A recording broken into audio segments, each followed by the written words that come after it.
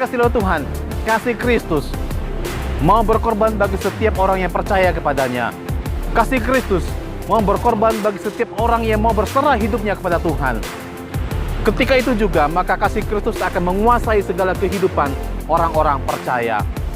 Kita akan simak firman Tuhan di minggu ini. Ini disampaikan oleh Pendeta Febrian Kristianto, Gembala Jemaat GKMI Anugerah, Jakarta.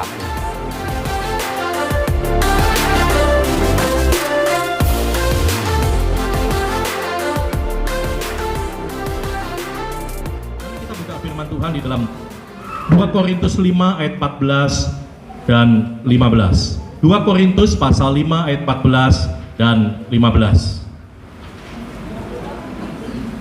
Ayat 14 saya akan baca dan ayat 15 mari kita baca bersama-sama. 2 Korintus pasal 5 ayat 14 dan 15.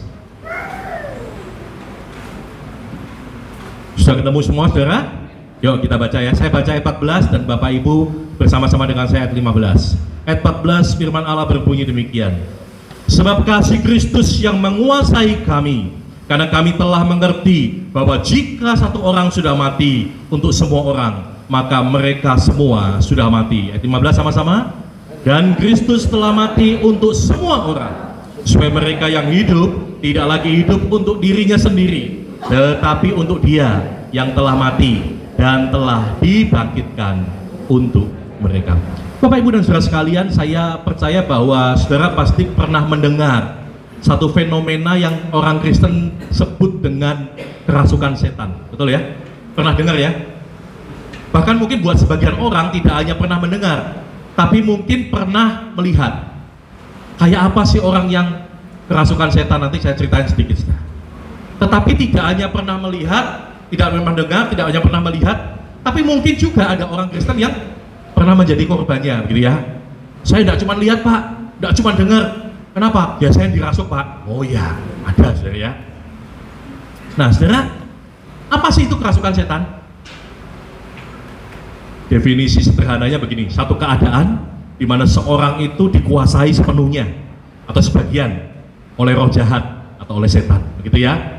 Jadi yang terjadi dia tidak bisa mengendalikan dirinya saudara, karena iblis atau setan itu yang menguasai dia. Nah satu kali waktu saya masih remaja, saya itu berjemaat di satu gereja kecil, bukan GKMI saudara. Kami sedang ada doa malam di luar hari Minggu, jadi yang datang sedikit, paling cuma 10 orang saudara. Lalu ada satu orang remaja putri, badannya kecil saudara. Nah ini baru datang, jadi kami tidak tahu dia siapa. Ternyata diperkenalkan oleh jemaat kami dan akhirnya kami berdoa bersama. Di tengah-tengah doa saudara, tiba-tiba dia manifestasi saudara. Wah seperti macan, nanti seperti binatang apa begitu saudara ya. Jadi kami yang besar-besar ini saudara, pegangin 4 orang, tidak kuat saudara. Ya begitu kuatnya ya. Sampai akhirnya didoain, sampai akhirnya bisa reda saudara. Nah ketika dia reda ini kami tanya, apa yang terjadi? Kamu itu siapa? Nah dia mulai cerita saudara, bahwa ternyata kakeknya dia itu adalah seorang dukun sakti di desanya. Bahkan dikatakan, ini menurut dia, saya tidak tahu, saya tidak mengecek kebenarannya saudara. Menurut dia, kakeknya sudah meninggal itu setiap bulan-bulan tertentu, pada hari-hari tertentu, tangannya itu keluar dari kuburan saudara. Menurut dia loh ya, keluar dari kuburan. Nah apa yang terjadi kalau sudah begitu? Anak cucunya harus datang dan berdoa di situ, baru tangannya bisa masuk lagi saudara. Ini menurut dia. Jadi saudara bisa tahu betapa iblis itu mengikat anak ini dan keluarganya demikian kuat. Karena itu tidak heran ketika kami berdoa, tiba-tiba dia manifestasi. Nah itu salah satu pengalaman saya melihat kerasukan setan. Nah kira-kira apa sih yang terjadi kalau orang kerasukan setan? Yang pertama, kekuatannya bisa menjadi luar biasa. Ya, betul ya? Kekuatan di luar biasa. Lalu dia menjadi, kadang-kadang menjadi orang lain. Tadinya halus, kalau ngomong tiba-tiba gitu ya, menjadi orang lain gitu. Lalu yang ketiga, seringkali dia bisa melihat sesuatu yang dia sebenarnya tidak tahu. Contohnya Markus pasal 5 ketika Yesus sampai ke Gerasa, ada orang yang kerasukan setan kan? Ya kan? Lalu ketika Yesus mendekati orang itu, apa kata orang itu, saudara? Ada apa urusanmu dengan aku? Hei engkau Yesus, anak Allah yang maha tinggi. Langsung tiba-tiba orang itu berkata begitu. Kan tidak mungkin Yesus dekati dia, kenalin dong, aku Yesus, anak Allah yang maha tinggi. Kan tidak mungkin, saudara ya. Dari mana orang ini tahu bahwa yang dihadapannya adalah Yesus, anak Allah yang maha tinggi? Ya itu, saudara, manifest dari kerasukan setan itu.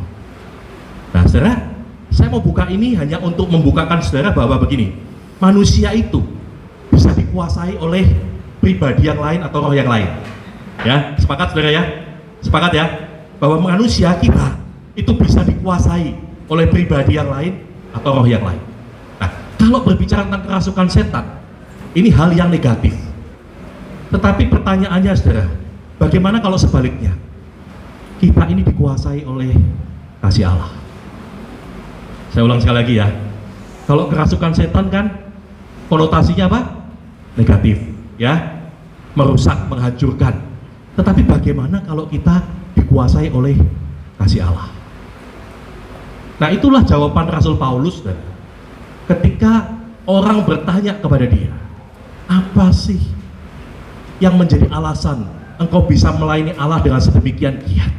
Engkau bisa melayani Allah dengan, kalau bahasa saya ini, gila-gilaan. Engkau bisa melayani Allah dengan sedemikian luar biasa. Apa yang menyebabkan itu?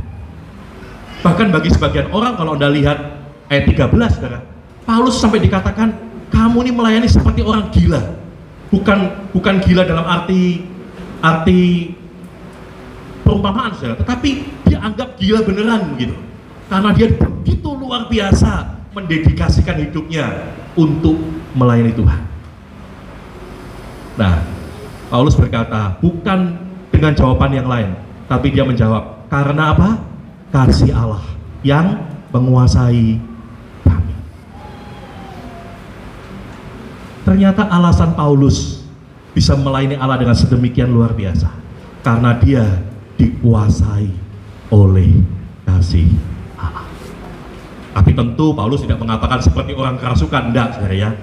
Paulus mengatakan begini, seperti kota yang dikepung oleh musuh. Saudara, kalau zaman dulu itu perang, enggak langsung tiba-tiba gedebak-gedebuk gitu, saudara ya. Tetapi satu kota itu dikepung dulu, pasokan makanannya dihambat gitu, sehingga akhirnya kota itu cepat atau lambat dia akan menyerah. Nah, Paulus berkata, seperti kota yang dikepung, aku ditekan, aku dikuasai oleh siapa? Oleh kasih Kristus. Nah, ini menarik, saudara, menarik. Jadi ternyata, sekali lagi saya ulang, alasan Paulus mengapa dia melayani demikian luar biasa, karena dia dikuasai oleh kasih Allah. Kalau saudara cermati, anak-anak muda itu sekarang punya istilah-istilah yang unik. Saudara pernah dengar kata bucin? Pernah dengar? Bucin itu apa, saudara? Halo, bucin itu apa? Apa? Apa, Pak? Iya betul, Pak, apa? Butuh cinta. Oh, itu kan kayak kalau jual rumah BU butuh uang gitu, bukan, Pak? Jadi bucin itu budak cinta.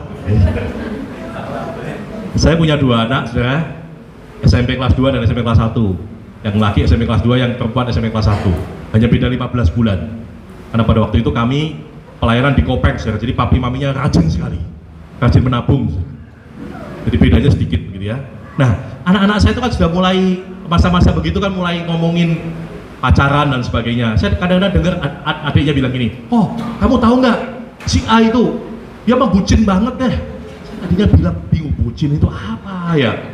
Nah, tapi kan saya mau tanya, malu, saudara. Tapi kan zaman internet, saya searching what the meaning of bucin, gitu ya. Apa sih artinya bucin? Oh, dia bilang budak cinta. Oh, orang yang dikuasai oleh cinta, sehingga siang malam, pagi petang yang dipikirkan hanya cinta, cinta, dan cinta. Oh, saya jadi ingat lagu zaman muda kita dulu, saudara ya. Aku mau makan, ingat. Wah, ya kan? Ternyata trio macan semua di sini. Aku mau tidur ingat kamu, gitu ya. Oh, ini toh yang namanya bucin. Jadi mau makan ingat kamu, mau tidur ingat kamu, bangun tidur mules ke belakang ingat. Oh enggak ya saudara ya, kan bau sama bentuknya beda ya. Tetapi ini membuka satu wawasan lagi pada saya bahwa oh, ternyata seperti itulah orang yang dikuasai cinta. Dulu di sini Bapak Ibu waktu menikah awalnya pacaran dulu kan? Nggak begitu langsung, aku namaku A, yuk kawin yuk, kan nggak gitu kan? Waktu pacaran kan kita mengalami toh masa-masa dengan tanda kutip bucin ini saudara ya kan, dikuasai cinta ini. Nah kira-kira seperti itulah ketika Rasul Paulus menggambarkan apa sih motivasimu melayani Tuhan dengan begitu luar biasa. Jawabnya karena kasih Kristus itu menguasai aku. Saudara, sampai sini mari kita bandingkan dengan kehidupan kita. Setiap minggu kan kita pelayanan ya, ada yang jadi WL, ada yang jadi pengkhotbah, ada yang main musik, macam-macam. Pertanyaannya, apa sih motivasi kita? Apa hanya ingin terlihat hebat, terlihat luar biasa? Oh, suaraku bagus, oh aku bisa main gitar, aku bisa main drum, aku bisa melayani Tuhan, aku bisa khotbah. Apa hanya itu, saudara? Tapi kalau kita belajar dari kehidupan Rasul Paulus yang luar biasa itu, Rasul yang luar biasa itu, saudara, motivasinya untuk melayani Tuhan adalah karena kasih Kristus yang menguasai dia. Amin, saudara? Amin. Mari kita jadikan juga ini menjadi motivasi kita, bahwa kita melayani Tuhan karena kita dikuasai oleh kasih-Nya. Kasih yang menyelamatkan kita dari orang berdosa menjadi orang yang diselamatkan, dari seteru Allah menjadi umat pilihan Allah. Dan biarlah kasih itu yang menguasai kita.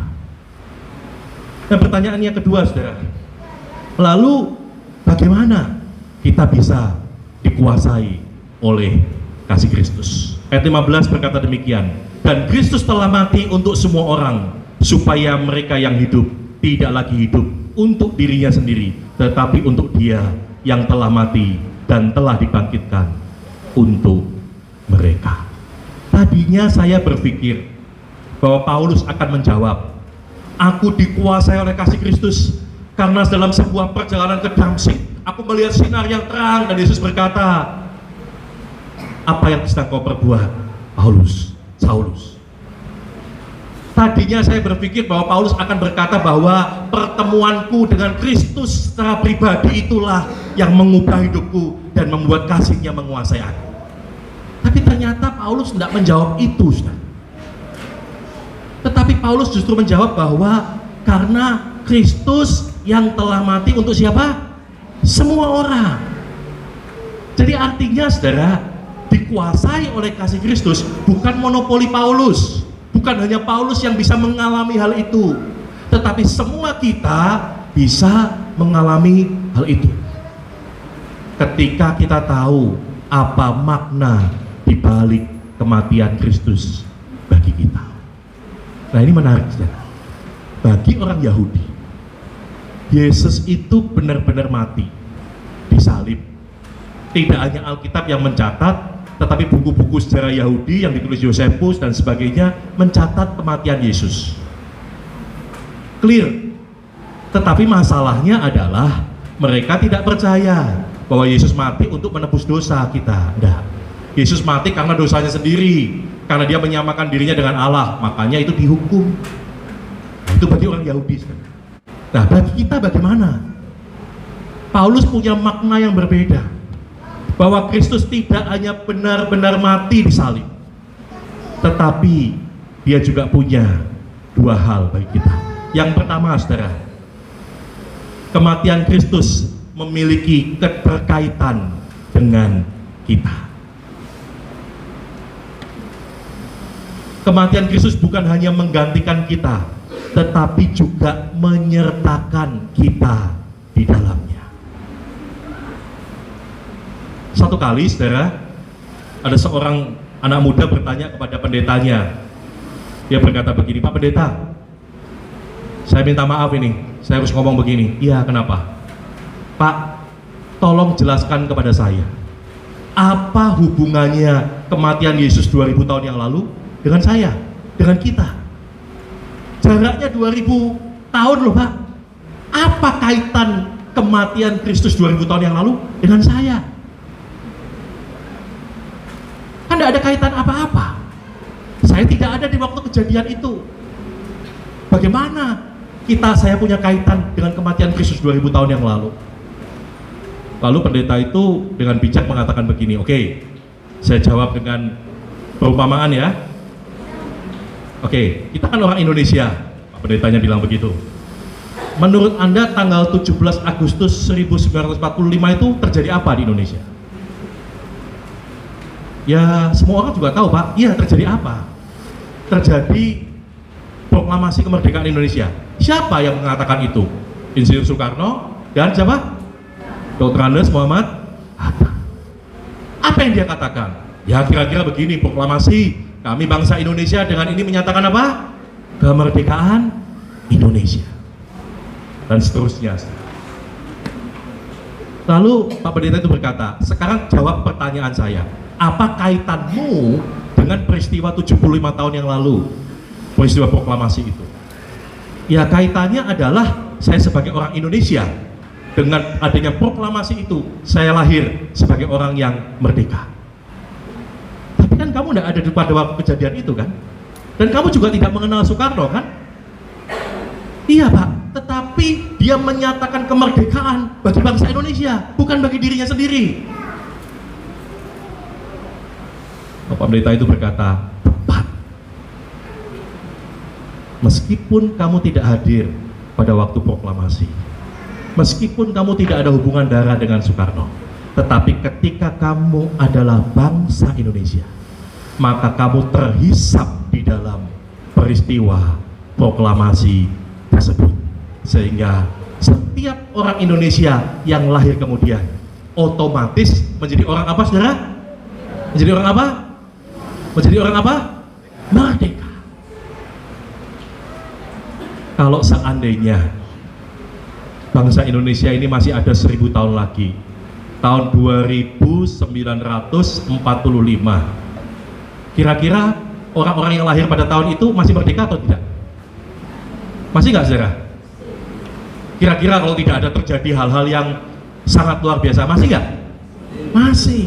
Mengapa? Mereka terhisap di dalam peristiwa proklamasi tersebut, karena mereka adalah bangsa Indonesia.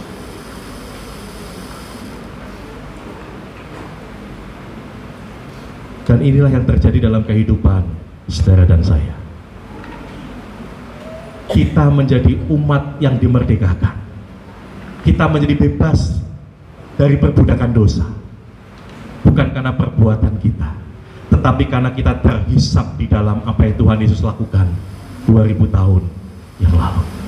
Seharusnya kita yang disalibkan pada waktu itu, tetapi Kristus menggantikan saudara dan saya. Dan itu yang sangat dipahami oleh Paulus, bahwa kematian Kristus di atas kayu salib bukan hanya mati untuk dirinya sendiri, bukan hanya mati menanggung kesalahannya, dia tidak berdosa, tapi dijadikan dosa oleh karena saudara dan saya. Dan Paulus sangat memahami itu. Karena itu dia meyakini bahwa kematian Kristus itulah yang memiliki keterkaitan dengan hidupnya. Itulah mengapa salah satu alasan Paulus kehidupannya dikuasai oleh kasih Kristus. Yang terakhir, saudara, kematian Kristus dari kayu salib yang pertama memiliki keterkaitan dengan kita, yaitu kita mengalami persekutuan di dalam kematiannya. Tetapi yang kedua, mengubah tujuan hidup manusia. Ayat 15 dikatakan apa? Bahwa kita yang hidup tidak lagi hidup untuk siapa, saudara? Dirinya sendiri, tetapi untuk Dia yang telah mati dan telah dibangkitkan untuk mereka. Bapak Ibu dan saudara sekalian, apa sih salah satu dampak dosa yang terbesar? Apa saudara? Menurut saudara apa? Salah satu dampak dosa yang terbesar apa? Ada banyak. Tetapi salah satu adalah manusia tujuan hidup manusia bukan lagi berfokus pada Allah, tetapi kepada siapa saudara? Diri kita sendiri. Ingat peristiwa yang dialami oleh Adam dan Hawa ketika Allah membentuk manusia sesuai dengan gambar dan rupanya, ditempatkan di satu taman di Eden, dan dikatakan bahwa manusia mengerjakan bagian yang Tuhan berikan pada dia. Dia menamai binatang dan sebagainya. Alkitab mencatat dia tidak menemukan yang sepadan buat dia, tapi Adam tidak pernah ngomel. Tuhan sendiri yang berkata tidak baik kalau manusia itu siapa? Seorang diri. Allah yang memberikan Hawa dalam kehidupan Adam, bukan Adam yang minta. Tetapi hal itu menjadi berbeda ketika manusia sudah jatuh dalam dosa. Ketika Adam dan Hawa makan buah pengetahuan baik dan jahat itu, tiba-tiba dia merasa apa saudara? Merasa apa? Alkitab berkata manusia menyadari kalau dirinya apa? Apa saudara? Telanjang. Allah berkata, dari mana kamu tahu? Dari mana? Apakah kamu makan buah yang aku larang kamu makan itu? Saudara, saya memahaminya begini, fokus manusia mulai beralih dari tadinya kepada Allah kepada dirinya sendiri. Dan karena itu tidak heran saudara, bahwa manusia menjadi manusia yang egois, mau merebut semua untuk dirinya sendiri. Sifat egois itu tidak usah diajarin saudara. Anak-anak tidak ada toh? Kalau kita punya anak kecil kita ajari, nanti kalau kau mainan pakai buat kamu sendiri, nggak usah dikasih orang. Kalau kamu punya kue atau punya makanan, buat diri kamu sendiri, nggak usah kasih temanmu. Nggak mungkin kan? Kita orang tua begitu kan? Otomatis dia bisa sendiri. Egois itu nggak usah diajari saudara. Otomatis manusia ingin merebut atau memiliki semua untuk dirinya sendiri. Kalau Anda goda anak kecil yang paling lucu apa? Mainannya Anda ambil, gitu ya? Nggak ada anak kecil gini, udah ambil aja. Aku rela kok, ambil aja. Nggak ada saudara. Pasti dia nangis, ya kan? Kenapa? Karena dia ingin menguasai untuk dirinya sendiri. Nah, salah satu akibat dosa yang terbesar adalah ketika fokus manusia tidak lagi kepada Allah, tetapi kepada dirinya sendiri. Dan ini yang diubahkan saudara. Karena itu Rasul Paulus berkata apa? Mereka yang hidup tidak lagi hidup untuk dirinya sendiri, tetapi untuk siapa? Dia yang telah mati dan telah dibangkitkan untuk mereka. Artinya kematian Kristus membuat fokus hidup kita kembali kepada Allah. Saya mau tutup dengan sebuah cerita. Satu kali saya nonton Kick Andy. Saya tahu ya acara itu ya. Saya senang acara Kick Andy karena Kick Andy Noya berusaha untuk membuat sebuah talk show yang menginspirasi. Ini bukan sekedar bagus, tetapi bagaimana talk show itu menginspirasi orang begitu untuk melakukan sesuatu atau menjadi lebih baik. Nah, satu kali di episode itu dia mewawancarai beberapa penjahat yang sudah bertobat. Nah, salah satunya adalah seorang penjahat Kristen, agamanya Kristen, namanya John Kay. Saya pernah dengar nama itu ya. John Kay itu penjahat yang sangat bengis, preman yang sangat bengis, sehingga satu kali dia bunuh orang, akhirnya dia dipenjara sekian tahun.